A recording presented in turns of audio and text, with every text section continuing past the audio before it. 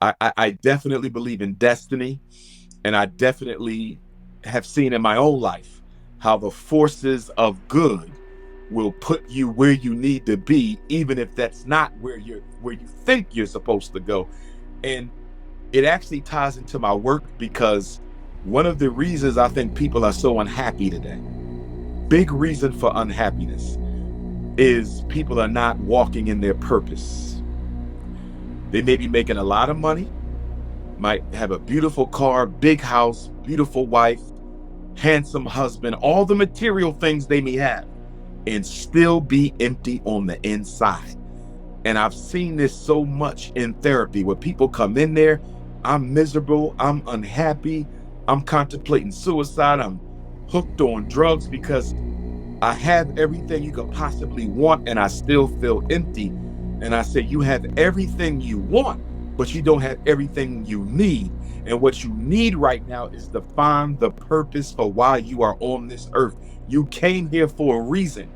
And your purpose for being on earth was not to become a millionaire, not necessarily to become the lawyer or the doctor or the engineer. Your purpose on earth was to fulfill your divine mission.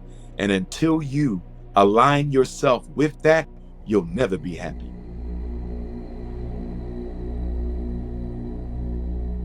Blessings, family. I'm here with Alana, who's a pillar in the community, and the legend Dr. Umar himself. Thank you for being here. Glad to be with you. So, Alana reached out not too long ago because she's putting on a very powerful event for celebrating Juneteenth, and she's got some great people coming up. Dr. Umar is one of them. Yes, so the event is Pure Life Fest happening on June 20th. We're going to be celebrating Juneteenth and it's on the summer solstice, so we're going to be celebrating both things. And Dr. Umar is our headline speaker, and he will be sharing a lot of knowledge, as he always does. Yeah, so maybe some of y'all are like me in that we've seen Dr. Umar sharing his thoughts on a lot of things. He's a thought leader, but I don't personally know the backstory of how he came to be who he is. So, Dr. Umar, I would love for you to tell your story from where you were born to how you got to doing the powerful work that you're doing now in 3 minutes and 33 seconds. But yes, sir, my journey probably began in elementary school. We were living in North Carolina, although I was born in Philadelphia, but we were living in North Carolina. And around the third grade, the same year that I decided I wanted to be a psychologist, I can't quite remember how I came across the field of psychology, but I do know definitively deciding in the third grade that I wanted to be a psychologist. But that same year, I'll never forget it, I was visited by what I believe could have been an extraterrestrial, could have been an ancestor. I don't know what it was, but it was a body of light that came into my bedroom in Jacksonville, North Carolina. It was about 2 or 3 foot tall, shaped like a man, a well-built man, but it was pure light. You could only see by the outline that it must have been a masculine figure.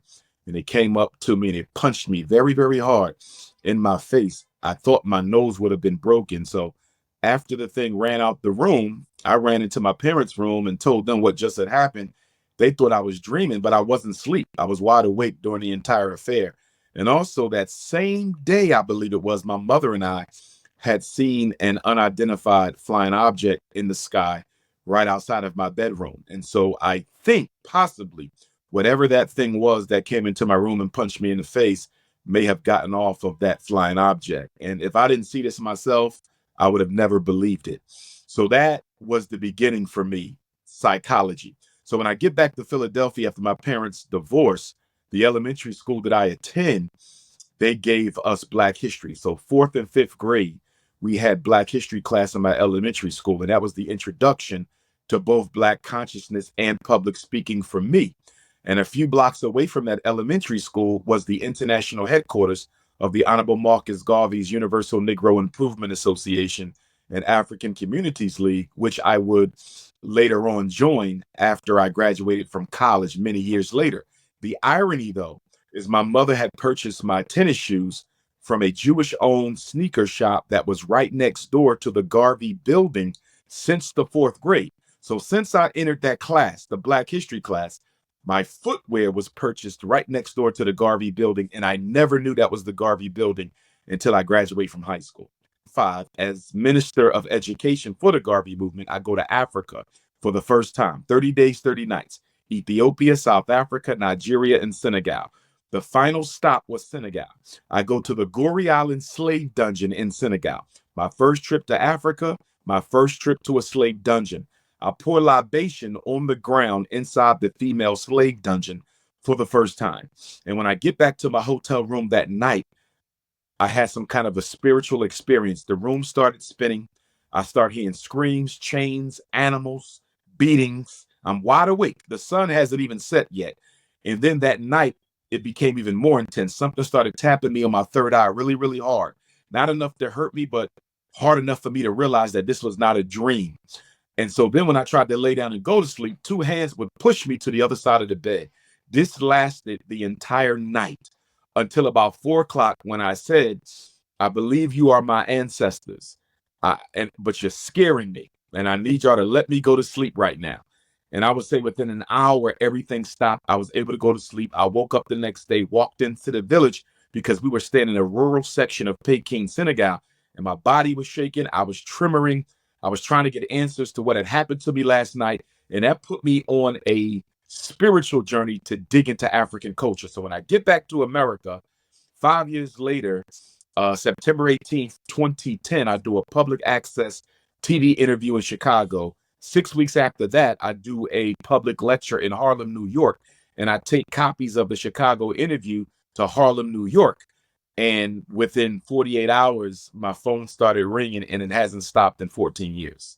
Now, the one thing I left out that is important, between going to Africa in 2005 for the first time and blowing up in 2010 with the Chicago interview and the Harlem lecture, on November the 19th of 2011, 6 years after the trip to Africa, I visit the Oyotunji African village by accident in Sheldon, South Carolina.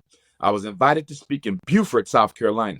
The brother who picked me up, the host, he said, have you ever been to Oyotunji? I said, I never even heard of it.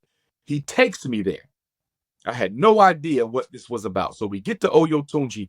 We meet Chief Olaitan, who's now an ancestor. And I tell him what happened to me in Gori Island at the slave dungeon 6 years ago. He gives me a divination.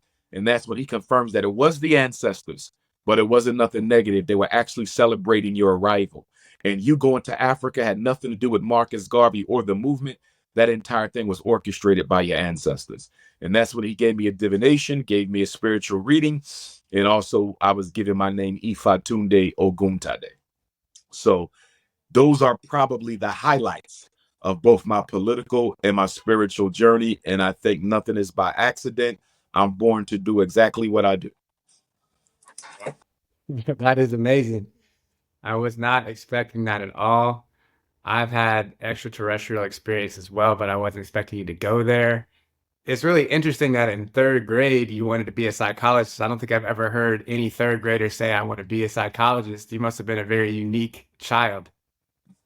Maybe. I was a class clown, though. I like to have fun and crack jokes, but I was always inclined to political consciousness. And I didn't grow up in a politically conscious family. I grew up with two great parents, but political consciousness wasn't something that was talked about in the home. So there was never any discussions per se on Marcus Garvey or the Black Panther Party or SNCC Accord, the Civil Rights Movement.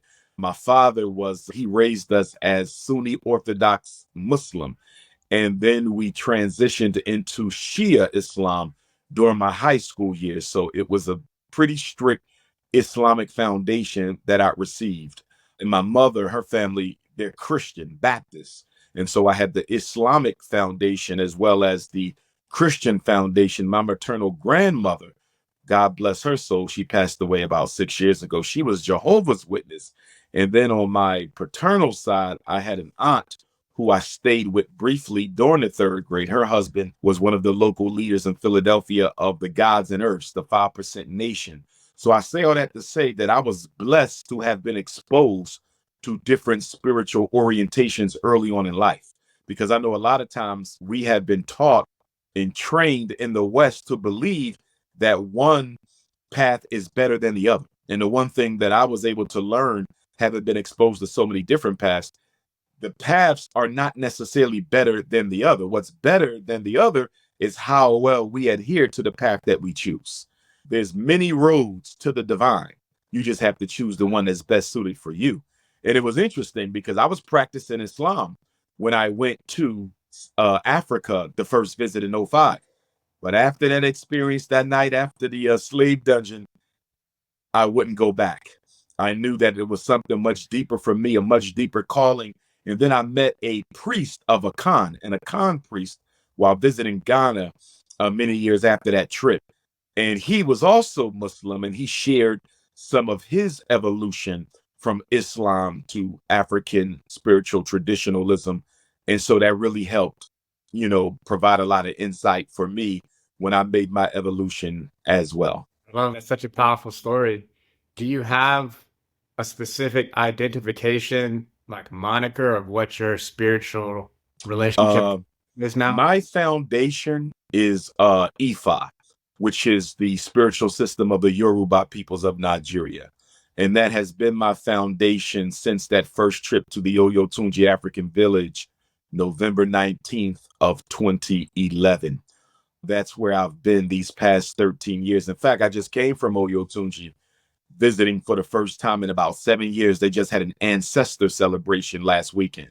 So I was there for day 3 of that. And it was a good time because I hadn't been in 7 years, and I hadn't been since Chief Lifetime had transitioned. He's the one who gave me my hand of Ifa. He's the one who initiated me into the Ancestor Society. And he was really pivotal with regard to my introduction into the culture. So it was good linking back with the Oyotunji family. But although Ifa is my foundation and I'm very serious in my practice of it, I, quote unquote, I flirt with everything.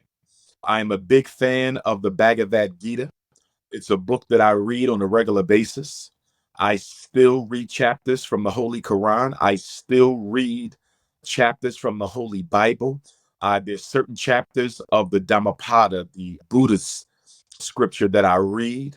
I deal with Akan. I will read some of the Haitian voodoo material that I find if it speaks to my spirit. I am not a fundamentalist in any way. I believe that there's truth in every system and that no system has all of the truth. Yeah, I love that. I feel that in my studies, Christ, the figure of Christ is like a Wi-Fi signal that casts out a frequency, and that frequency is channeled through multiple beings in I multiple agree.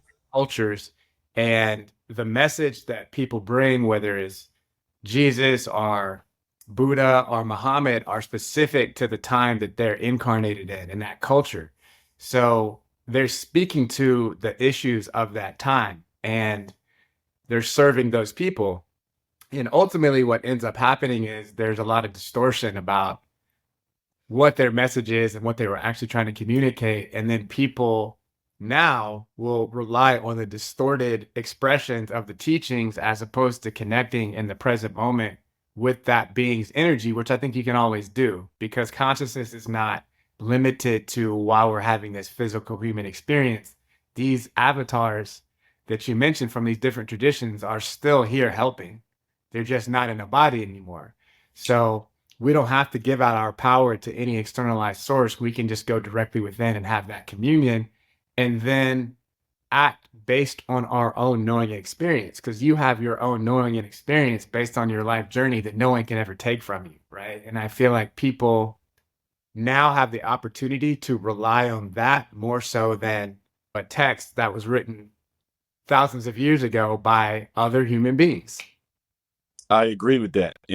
And to your point, intentionally or unintentionally, I believe that organized religion has served as a diversion away from spiritual development by having people over rely and focus on the rules and the rituals to the exclusion of one's personal spiritual development. And so within religion, more of a focus on adhering to the tradition, adhering to the beliefs, adhering to the practices, but not enough focus on adhering to your own personal spiritual development. Religion is like when you get a recipe out of a cookbook. If you follow it, you might end up being okay. But that recipe is just a general guide. You might want to modify it somewhat so it fits your taste and fits your own unique needs. And I think people are often intimidated away from innovating that particular religious platform so that it benefits their unique experience. They're intimidated away from that by constantly being reminded that God is a great punisher. And I think that although discipline and responsibility and karma and retributive justice are very important, I think religion has overdid the narrative of God as a punisher as opposed to the narrative of God as a developer of souls. And as a result of that, I think the energy of fear plays a much larger place in religion than it should. And it is that fear that keeps a lot of people from digging deeper, even when a spirit is knocking on their third eye to walk in another direction. I agree with that 100%. I don't feel like fear has any place in religion. I feel like it's the opposite of love. Yeah. I feel like the appropriate thing to develop is awareness, but God is not interested in punishing us any more than we would be interested in punishing our child for sticking their finger in a socket, right? It doesn't know any better. It may be ignorant and not know the consequences of its behavior, but that's not something to punish. That's something to teach. And I appreciate that you can take from all these traditions and develop something that speaks to you. And that makes the most sense. If you think about combining vibrations in a creative sense, that's when the most interesting things happen. Like a musician who just does this style of music that's cool, right? But when they start to take in influences and combine things, that's when the inspiration, the innovation really happens. And I think that's the same concept is appropriate when thinking about spirituality, right? Because different times require different combinations of energies.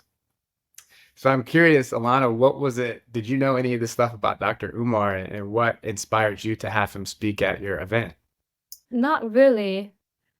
I wanted you to speak at my event because I first saw you at the new Black Wall Street in Atlanta. And I was like, wow, they really love you in Atlanta. And just the way that you speak and the amount of knowledge that you carry is so powerful. And I can't imagine who else I would have speak for a Juneteenth event in Atlanta. So I felt like you were the best fit, and I'm just so glad and excited that this worked. Likewise. I'm humbled by that. Thank you, sister. I'm curious, just for someone who is so active in the community and doing so much, how does that allow space for you to have a personal life and just enjoy yourself doing things, right? Because we watch these movies about the Marvel characters, the Avengers, right? Doctor Strange doing his thing, but he's always working on saving the world. He's not just, okay, I'm gonna go catch this movie right quick, but he's always in it. And I wonder, in your personal experience, are you able to find balance where you can just enjoy and maybe kick back? And what does that look like for you to just be a human being? Believe it or not, and a lot of people would find this shocking, but I'm more of an introvert than an extrovert. Hmm. On the stage, I'm completely the extrovert. At the events, I'm completely the extrovert. But when I'm not serving the people or serving the community, I'm very much a recluse. I can stay in the house. I don't have to go outside. I'm type of guy who goes sit in the woods and just be and not think of anything. I remember when we used to go on the spring break trips in college when I was president of the Black Student Union, and everybody would be walking the strip or going to the club or getting something to drink, and I'm still sitting on the beach. And I remember one of my classmates came up to me. They said, "You came all the way to Florida on spring break to sit at the beach? You've been sitting at the beach every day." But to me, that was heaven. To me, that was peace. I don't require a lot to enjoy myself. But to your point, it seems like natural breaks come in the work. Like I've noticed without me even trying to make time, most of the time there will be a natural 2-week break. There'll be a natural 30-day break. And I'll be like, wow, I don't have nothing for the next 2 weeks. And then that's the time that I spend to try to go back within myself. Because when you do this work, as you're actually pouring your soul out into people. And a lot of folks don't understand that. So when you get back to the hotel room after the event, sometimes you can feel really drained because that's how spiritually thirsty the audience was. So you got to have that time to reflect, refresh, and renew. I couldn't function without it. I read that Malcolm X, El Hajj Malik El Shabazz, they say he could function on 4 hours of sleep per night. I can't do that. I require more regularity. I need 12, at least 8. So I'm not one of those people who could keep on going until they pass out. I have to get my sleep. I have to get my food. I have to get my meditation time and my prayer time. And so I try to keep that balance of being amongst the people and then also being by myself. And sometimes I'll get in trouble with the community because they'll say, I've been texting you, I've been calling you, but they don't understand. When I go within, I'm not talking to nobody. I'm not taking no texts, no emails, and it'll be like 2 weeks. And I'll be like, where is he? I'm taking care of myself at this time because I think sometimes when people do see you as the superhero, like you said, they forget that you're still a human. You may have a divine assignment, but you're still a human. And if you don't take care of yourself, you'll burn out your human vehicle and then the soul have to go back to it where it comes from. And when I look at a lot of my heroes, the Honorable Marcus Garvey, the great Booker T. Washington, when I look at Dr. Khalid Abdul Muhammad, when I look at the great psychologist, Dr. Amos Wilson, most of them checked out early. Most of them checked out in their 50s because I don't think they achieved that balance. And I don't want to repeat that. I want to be here as long as is necessary for me to fulfill my mission. To hear you say that, I feel like so many of our leaders do leave early, and especially Black men, I feel like leave early. And a lot of it is due to unconsciousness about how to maintain the human vehicle, right? Even some of our rappers and celebrities and all that stuff are dying from heart disease or some sort of preventable condition that basically is about ignorance of the human body and being in right attunement. So I think it's very powerful that you're tuned into yourself like that, and also know that your specific vehicle and assignment requires something unique of you. So you can be inspired by other people, but you can't follow someone else's blueprint because you're not them, right? You have Correct. a specific thing to offer. So that's Correct. really powerful. What about you? What inspired you to start Pure Life Fest? And tell me a little bit about your story.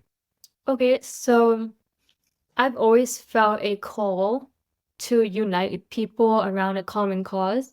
I was coming out of college and I studied things like sociology, anthropology, world religions, philosophy, and all these things. And when you just know that there's more in the world and the world could be a better place and there's some things that's wrong, and I was coming out of college asking myself, how am I going to play a role? How am I going to play the part of the change I want to see happen in the world? And I started my nonprofit, New Earth Inc., back in 2017. And from there, I started organizing events, and I've been on this path since then. Yeah, what have been some of the challenges to doing this work for you? Finding the right people and the right people finding me. Because as all change, it's a process. You have to go through it. You have to go through the transformation until it gets to a point of where people understand, like, oh, this is what you're doing. This is what you're about. Now I get it. So.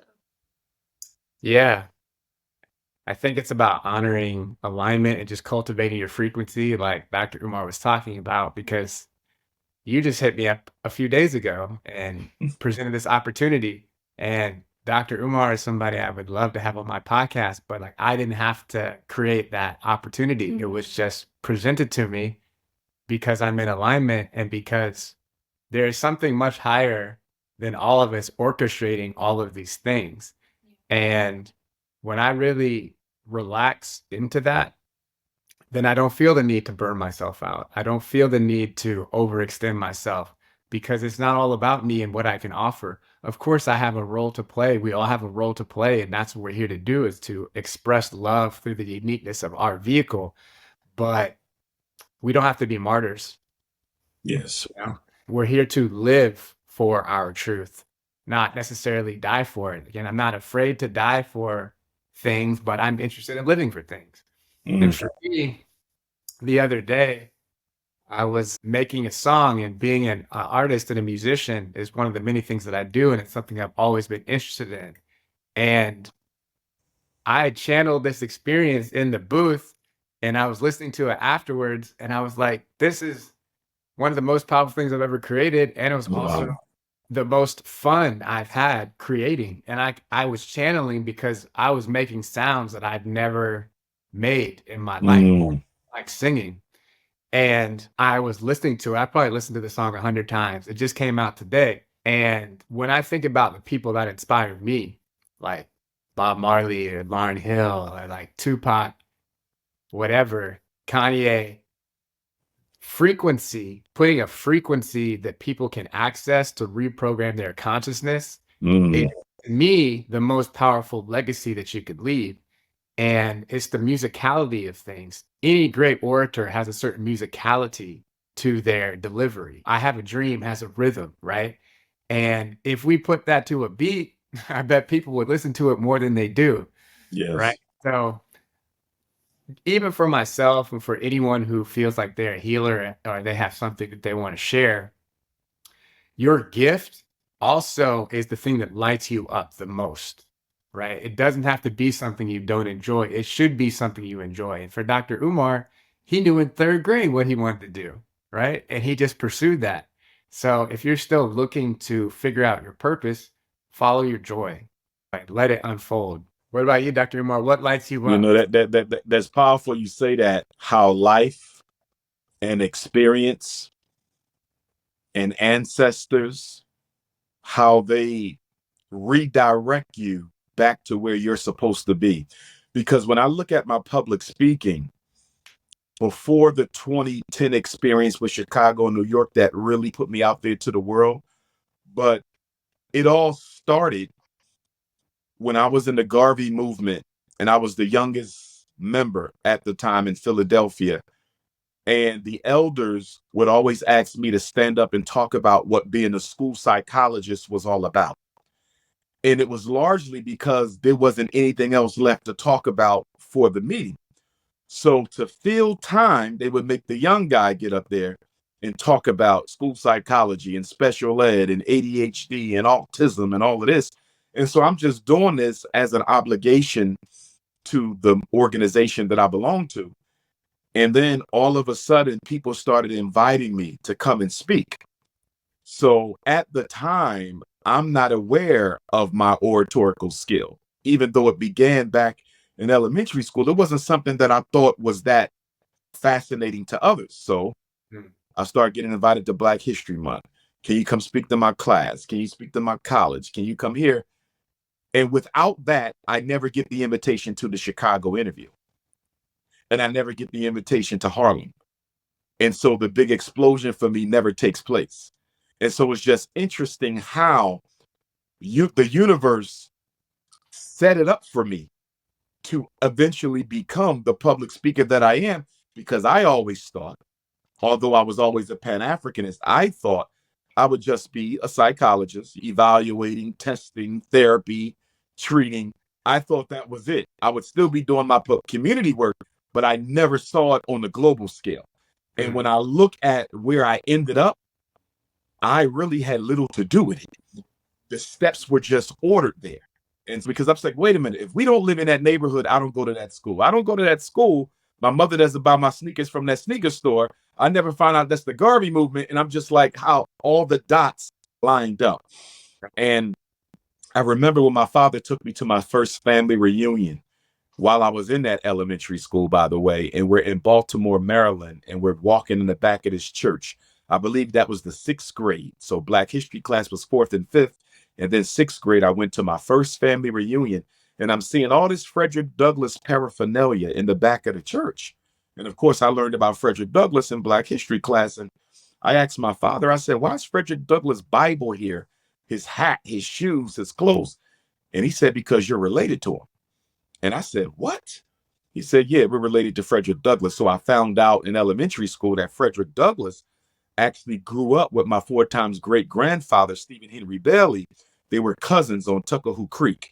And I'm related to him through his first cousin, my 4 times great grandfather. And that really gave me an even greater sense of purpose, because I'm like, wow.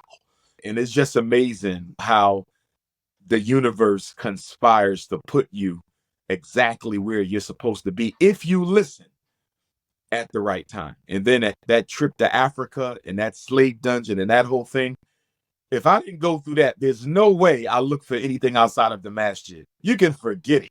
Being raised strict Muslim, if I don't go through that, there's no way I ever even consider studying anything outside of the Quran. But I'm telling you, I definitely believe in destiny, and I definitely have seen in my own life how the forces of good will put you where you need to be, even if that's not where you think you're supposed to go.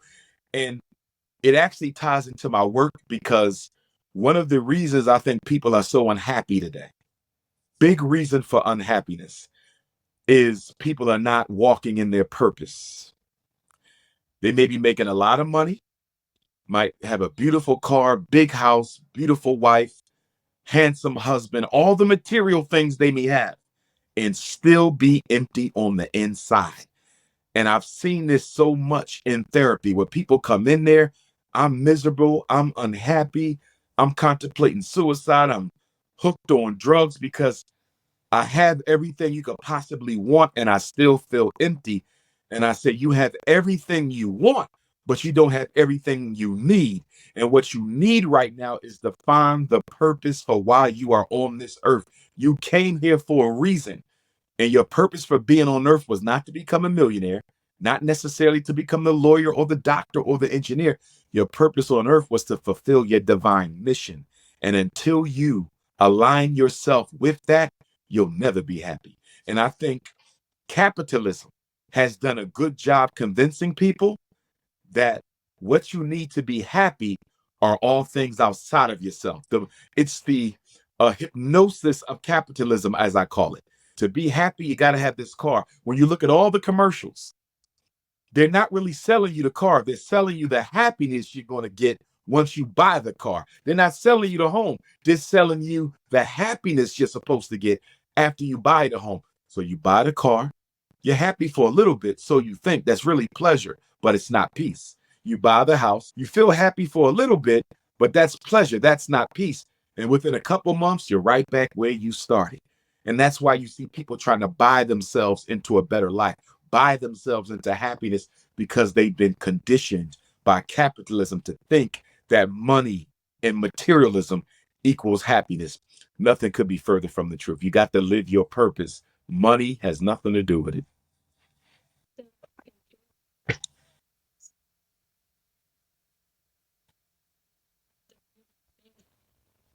Hookah is the possibility and opportunity that you have living over here. Absolutely. Absolutely. It even takes me to Dr. King or Malcolm or Medgar or any of the martyred great leaders. And people say they knew that they were going to die, or they knew people were trying to kill them, and they kept doing the work anyway. I said, because if that's your purpose, then it doesn't matter what the outcome is. One of the lessons of the Gita that I love so much, which is why I tend to read it a lot, I probably read it about 20 times. But one of the messages in the Gita is when Krishna tells Arjuna, just do the work and don't care about how it turns out. See, we're so concerned about the outcome, but we don't control that. All you control is what you do here and what you do now. And I think the reason why we have so much depression and anxiety in people is we are concerned about the outcome of our actions over which we have no control. The best peace is to not worry about how it all turns out. It's not always easy to relinquish control, but the reality is you don't have control anyway. So just do your best where you are with what you have, and life will be better for you. I feel like the only thing you have control over is your perspective on what's actually happening in your reality. And if you choose to see it as part of the divine plan and the divine unfolding, and then everything is happening to the highest timeline of that, then even when things don't go the exact way you may have envisioned them, you say, okay, I'm curious about how this shift is now going to take me to an even higher timeline. And Yes, it's the yes. of having the drive and the purpose with the listening and the flexibility. And the way I think about it that helps me is that the intuitive guidance that we're all getting is like music, right? And then there's in a dance, there's a lead, which is like the masculine part, which provides the structure. And then there's also the feminine counterpart that is being led by the masculine. If the masculine is doing its job properly, then it's leading, but in alignment with the music. And the structure the masculine is providing is based on the music. Because if you're doing salsa with salsa, it's good. But if it's a different type of music and you're trying to do salsa, you're not actually in tune, right? And you have to have that balance of providing the structure, because there are certain rules to certain dances, but you can't be rigid so that the feminine energy can't flow. Mm, Like an externalized expression, but we have to have that within our own being to say, okay, mm, when is it time for me to listen to the divine and receive this guidance? And when is it time to take aligned action and move powerfully in the world, but also be flexible enough to where if things don't go exactly how I envision them, that I'm not now just like forcing my way onto something, and I'm still able to move in alignment to create the most harmony and progress. well said. I agree with that. So what else is going to be going on at the festival in addition to Dr. Umar? So we're gonna have Dr. Umar speaking, and we're gonna have a few performances by Lava, Tone Levels, Ebony Davis. She will be doing spoken word, and just so many powerful people in the building at one time, and it's gonna be amazing and magical, and I'm really excited. I'm excited too. That sounds Looking amazing. forward to it. I'm not sure if I've ever spoken on the summer solstice before. I was thinking about that. I said, did I ever speak on the summer solstice? Because I'm a Leo, August 21st, a later side of the Leo. And yeah, and so I'm looking forward to it. I'm looking forward to definitely that experience, to be speaking on that day itself. A very powerful day. Yes. It's gonna be like a party, but we're gonna put you and the knowledge mixed into that party, and I think that's one of the best ways to receive knowledge. Yes, I agree. I absolutely agree. Dr. Umar, I'm curious, have you ever explored making music or rapping? I've never explored making music. I didn't have much rhythm as a child, so I never explored dancing. And I was never great at athletics, so that's why I never ended up pursuing sports. I was always the reader, the intellect, the analyzer, like the natural psychologist type of a guy, very brainy. I was always the brainy type person, the spiritually inclined type person. Like, why are things the way they are? I never got into music, but it's interesting you say that, right? Because I remember one time I had gotten a divination, and a woman who did it told me I had musical talent. I think she said it was a musical talent. I looked at her like she was crazy. I said, I have no musical talent, but it might be for an instrument. I'm definitely not a singer, but maybe there's an instrument talent there that I might need to tap into that I haven't really experienced yet. You definitely have a lot of musical talent, and the voice is the ultimate instrument. I've been listening to you talk this whole time, and you didn't say any filler words. You have amazing breath control, like when you're talking. Like you have a natural breathing pattern that doesn't interrupt the flow of what you're saying, but you're getting the prana to be able to deliver these powerful messages. And that's Yes. basically rapping. That's what Powerful analysis. Powerful analysis. I don't know how long you're going to be in town when you come for the Juneteenth, but Mhm. I would love to take you to one of my homies' studios and get in the booth Ah, and ah, get you up some wax. we might try to work that in. I'm so grateful that you took the time out today to share some of your story. And I'm glad to hear that it had galactic roots, influences. And that's another thing I wanted to ask before we get off here is I feel as a society, we are awakening to the idea that we're on the earth, but that's part of a larger community and a larger system. And is that something that you share very often? And how do you help people to awaken to their galactic consciousness? One of the things that tend to lead people to me, obviously, is this search for a therapist. People that reach out, I need somebody to talk to. And so sometimes I might become that first line. And one of the things I like to impart to people is the need to recognize that your emotional problem or your psychological problem may have a spiritual cause or a spiritual aspect to it. That this is not all about the fact that you lost your job. It's not all about the fact you're going through a divorce.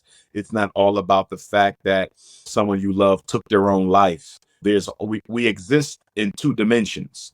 You're here, but you're also somewhere else. And it needs to be alignment between both of those dimensions in order for you to live at peace on this plane. And if you're not at peace, things are not in order. And some of those things are spiritual.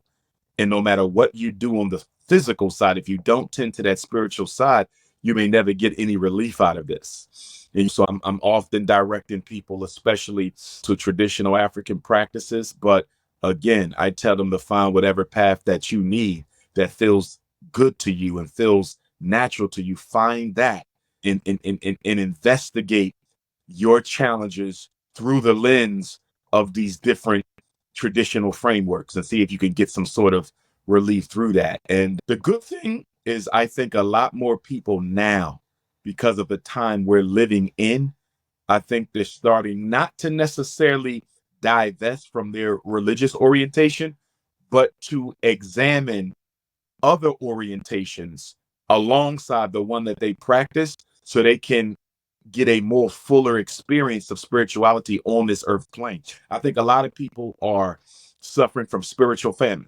Even in the religious houses, they're suffering from a spiritual famine. Yeah, I'm saved. Yeah, I'm baptized. Yeah, I took my shahada. I do my 5 prayers. I go to communal and all of that, but I'm still a little empty here. And I think that emptiness is forcing a lot of people to step outside of the traditional religious practices that they've been raised on. And I've never met a person who went outside who came back and said, I should have never done that. So I definitely think we're living in a time right now where universal energy and divine design is forcing people to tap into true spirituality and not the superficial, commercialized, prepackaged religions that many of us were been raised on. And then when you look at Pluto, I believe Pluto right now is in the sign of what planet goes with Saturn? Uranus. What is the sign that goes with Uranus? The rebel, Aquarius. Pluto, I believe right now is visiting Aquarius. Pluto being a planet of destroy and rebuild, death and rebirth, visiting Aquarius, which is a revolutionary sign. You put them two together, the planet of death and rebirth and a planet of revolution and revolt. I believe we're living in a time where everything we took for granted as being true is going to be questioned at this time, because that's what Aquarius is, the questioner. Pluto, the destroyer. So you're looking at a situation where we're going to be questioning all of the structures, religious and otherwise, that we have taken for granted our whole life to be right and exact. And people are going to start tearing them down, not necessarily physically, but philosophically, so we can give birth to a new earth, which is the name of your organism. Wow. It just hit me. Yes. I love your breakdown of that. People say that we are in the age of Aquarius. I believe it.